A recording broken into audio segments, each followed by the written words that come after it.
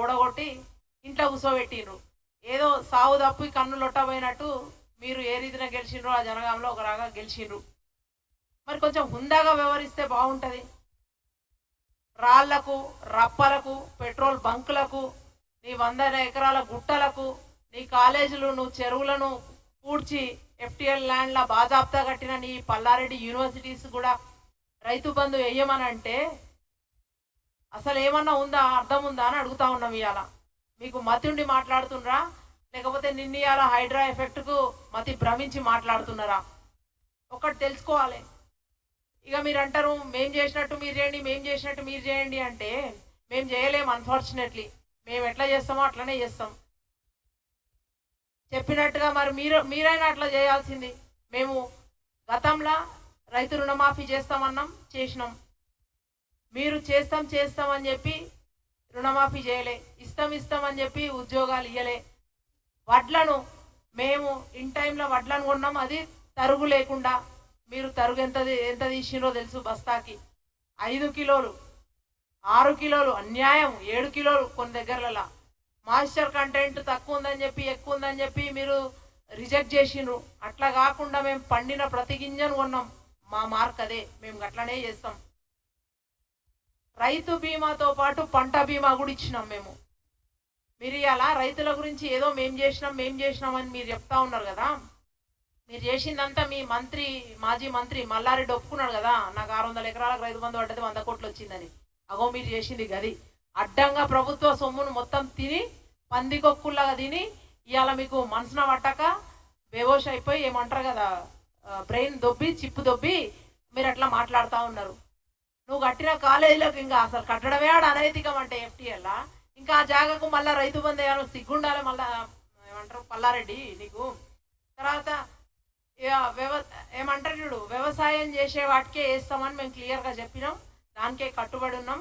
డెఫినెట్గా త్వరలోనే అవన్నీ కూడా విధి విధానాలన్నీ రూపొందించి ఎవరికైతే వేయాలనో వాళ్ళకే వేస్తాం. నేను చెప్పినట్టుగా గుట్టలకు, రాళ్ళు రప్పలకు, నీ పెట్రోల్ బంకులకు, నీ యూనివర్సిటీ జాగలకు, నీ లేఅవుట్లకు, వెంచర్లకు ఆల్రెడీ రోడ్లు పడ్డదానికి అన్నిటికీ మాత్రం మేము వెయ్యం.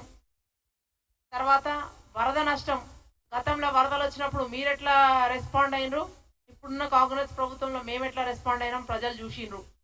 మీరు చెప్పినప్పుడు 10,000 ఇస్తాము అని మీరు, ఒక పక్కన బీజేపీ వాళ్ళు 25,000 ఇస్తామని వాళ్ళు, ఇవాళ ప్రతి కుటుంబానికి 16,500 ఇచ్చి ఆదుకుంది కాంగ్రెస్ ప్రభుత్వం.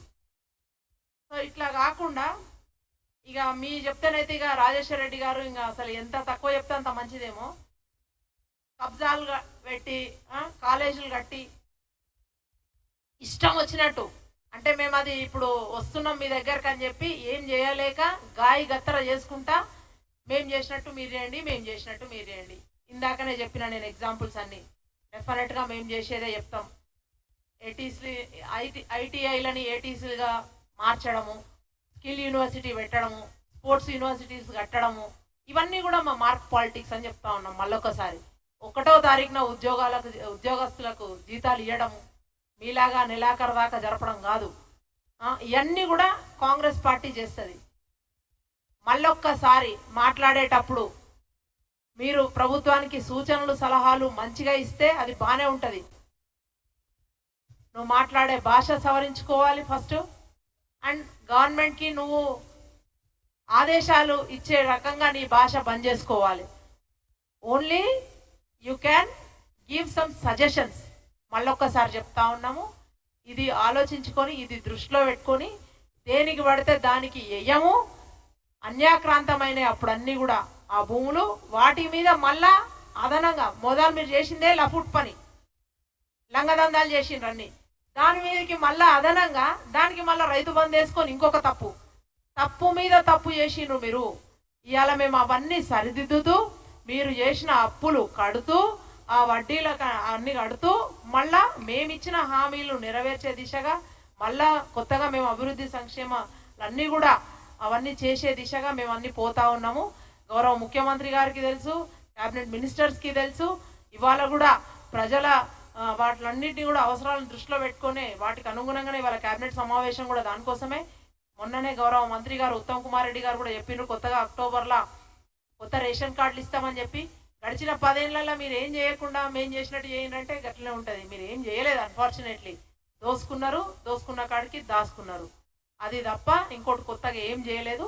మళ్ళీ ఒకసారి మాట్లాడేటప్పుడు మళ్ళీ ఇదే చెప్తా ఉన్నాం, మళ్ళా కూడా ఒక